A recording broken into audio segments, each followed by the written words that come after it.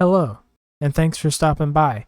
Today we'll be discussing Firefox. Now the reason for this topic comes from DistroTube's video regarding Firefox being dead. But is Firefox really dead? Let's discuss it. So DistroTube complains about market share being 2 to 3%. So 2 points to make here. The first one being that Linux is at 4% and Brave is at 1%, possibly even less than 1%. And why do I bring up Brave? Because you talk about Brave in this video, as if everyone should move to Brave. But if you're not using Firefox because of the market share being 2 to 3%, then you really shouldn't be using Brave or Linux because they're all in the same boat when it comes to market share. So why is this a talking point? The things that you care about the most are in the same market share as Firefox. DistroTube also talks about free and open source in this video, which I think it is very important to discuss free and open source. And I believe in free and open source whenever possible, but that's not a driving point as to why I use Firefox. And it's not a driving point as to why I use Linux. But everyone talks about how private their browsers are these days. But what they don't talk about is all the tweaks that you have to make in your browser settings in order to make it 100% private. And even then it's not 100% private. And people who don't use Firefox don't use it not because of it not respecting users, but they don't use it because Google Chrome exists. It is the most popular browser and it's the one that they gravitate towards. And speaking of Chromium browsers, the only people that care about Brave are those who are into free and open source. They really don't care about the other features that Brave has to offer. And when it comes to search engines, Google is the best for searches. You're not going to get away from that. You can say that other search engines are the best, but they're all lacking something that Google search has to offer. However, I use DuckDuckGo, and it's not because of privacy reasons, and it's not because of free and open source, but it's because of customization. I can customize it the way that I want to,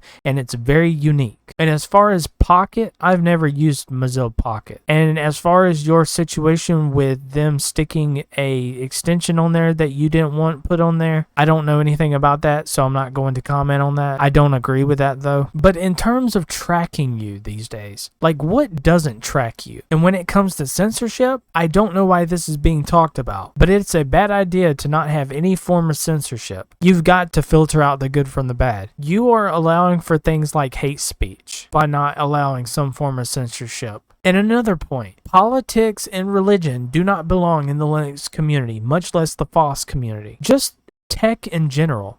It does not belong in there. And when you talk about performance, I don't see a performance difference in Chromium-based browsers. That's just a me thing though. And another point to make with Brave is that Brave is not minimal. It is bloated with crypto stuff. There is no reason to have all that about crypto. That is literally the only thing that makes that browser so special. Nobody cares about it. And to your point about the battle of the browsers, why can't they just coexist like the forks do? Why does there have to be a battle? There should be more options, because the last thing I want to do is go to Brave or Chrome. In fact, that leads me into my next point. Firefox is not irrelevant, because if it was irrelevant, then the forks would be irrelevant because they're not as popular as Chrome or Brave. So why do I use Firefox? The biggest reason I use Firefox is because it is customizable. That is the simple straight up answer. If I had to give you one answer, it is because it is customizable. It is just like DuckDuckGo in the sense that it is customizable to a point where you cannot compare to any other browser or any other search engine. You can customize fonts,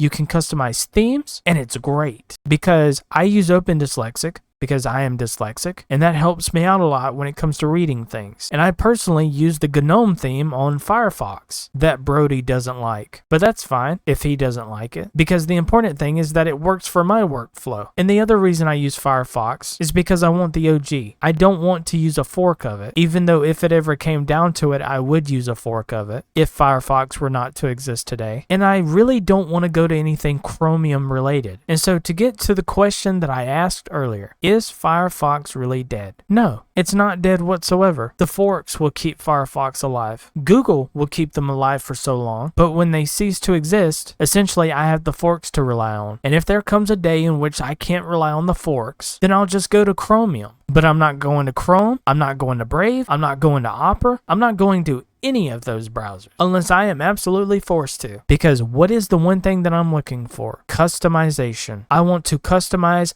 my experience. Simple as that. And with that, we've come full circle. If you guys enjoyed this video, make sure to hit that like and subscribe, and I shall see you guys in the next video.